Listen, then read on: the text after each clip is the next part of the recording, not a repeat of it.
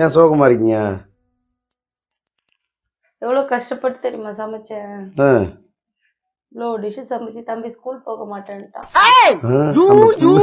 ஃபுல்லா நீங்க தான் சமைச்சீங்களா? பாருங்க இன்னைக்கு சமையல் வந்து ரச சாதம். புளி சாதம் சொன்ன காலைல என்கிட்ட. பொன்பட்ட ரச சாதம். ம். இவனுக்கு வந்து மார்னிங் கொடுக்கலான்னு பன்னீர் போட்டு பாஸ்தா செஞ்சேன். கலர்ஃபுல்லா இருக்கு. வெஜிடபிள்ஸ் எல்லாம் போட்டு. பட் மார்னிங் வந்து பிரேக்ஃபாஸ்ட் ஸ்நாக்ஸுக்கு பப்பாயா கொடுக்கலான்னு இருந்தேன். ஏன்பா ஸ்கூல் போல? இந்த பப்பாயா ஒரு ஸ்பெஷல். நம்ம மரத்துல பூத்தது, காய்ச்சது, பழுத்தது. இதுவும் ஒரு ஸ்பெஷல்.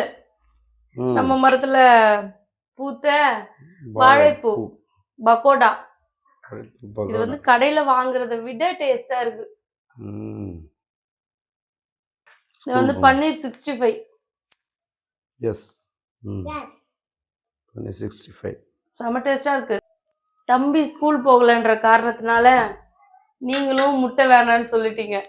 என்ன காலையில நானும் தம்பி இல்ல, நான் மீட்டிங் போகணும். முட்டை வேணுமா? ஆபீஸ் நம்ம சாப்பிட்டுக்கலாம், ஒன்றும் பிரச்சனை இல்லை. வீட்டில் தானே இருக்கிறீங்க, எல்லாத்தையும் கல்பாடுங்க. இன்னைக்கு இதுதான் லஞ்ச் மெனு. ஆனா லஞ்சு சாப்பிட மாட்டோம் நாங்க. காலையில எல்லாத்தையும் காலி பண்ணிடுவோம். லஞ்சுக்கு ஏதாவது புதுசா சமைச்சு சாப்பிடுவோம். மகிழ், ஏன்பா ஸ்கூல் போல?